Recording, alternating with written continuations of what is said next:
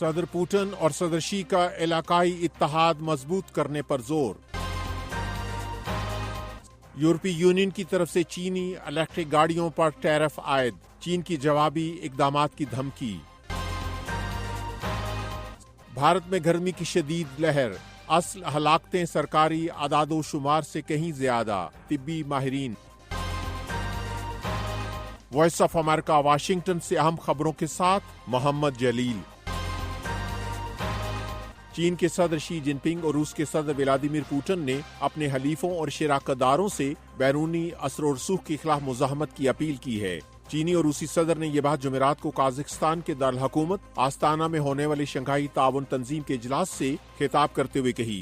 صدر شی نے بیرونی مداخلت کے خلاف مزاحمت کی بات کی اور پوٹن کا کہنا تھا کہ عالمی طور پر سیاست اور معیشت کے نئے مراکز ابھر کر سامنے آ رہے ہیں۔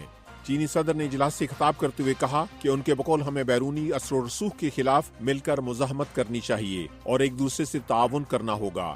اجلاس کے بعد جاری ہونے والی تنظیم کے مشترکہ اعلامیے میں عالمی سیاست میں بڑی تبدیلی کی جانب اشارہ کرتے ہوئے اتحاد اور عالمی سلامتی کے لیے زیادہ کردار ادا کرنے پر زور دیا گیا ہے۔ اعلامیے میں بین الاقوامی قوانین کی خلاف ورزی، جیو پولیٹیکل کشیدگی اور جنگوں کے بڑھنے کا ذکر بھی کیا گیا ہے۔ یہ وائس آف امریکہ واشنگٹن ہے۔ یورپی یونین نے جمعے سے چینی الیکٹرک گاڑیوں پر بڑے پیمانے پر ٹیرف عائد کر دیے ہیں، جس کی وجہ سے بیجنگ اور یورپی یونین کے درمیان تناؤ میں اضافہ ہوگا۔ یورپی یونین نے ٹیرف عائد کرنے کا اعلان کرتے ہوئے کہا کہ یہ اضافہ عارضی طور پر 4 ماہ کے لیے کیا گیا ہے اور اس دوران فریقین کے درمیان بات چیت بھی جاری رہے گی۔ ادھر چین نے سخت جوابی کارروائی کی دھمکی دی ہے۔ یورپی یونین کے کمیشن کے صدر کا کہنا ہے کہ اس اقدام کا مقصد یورپی یونین میں سستی الیکٹرک گاڑیوں کے سیلاب کو روکنا ہے۔ بیجنگ کا کہنا ہے کہ وہ اپنے مفادات کے تحفظ کے لیے تمام ضروری اقدامات کرے گا۔ یورپی یونین نے تصدیق کی ہے کہ چین میں تیار ہونے والی الیکٹرک گاڑیوں پر 17 سے 37% ٹیرف عائد کر دیا گیا ہے۔ برطانیہ کے عام انتخابات کے غیر سرکاری نتائج کے مطابق لیبر پارٹی نے کامیابی حاصل کرتے ہوئے کنزرویٹو پارٹی کے 14 سالہ اقتدار کا خاتمہ کر دیا ہے۔ کنزرویٹو پارٹی کے رہنما اور وزیر اعظم رشی سوناک نے انتخابات میں شکست کا اعتراف کرتے ہوئے لیبر پارٹی کے رہنما کیئر سٹارمر کو مبارکباد دی ہے۔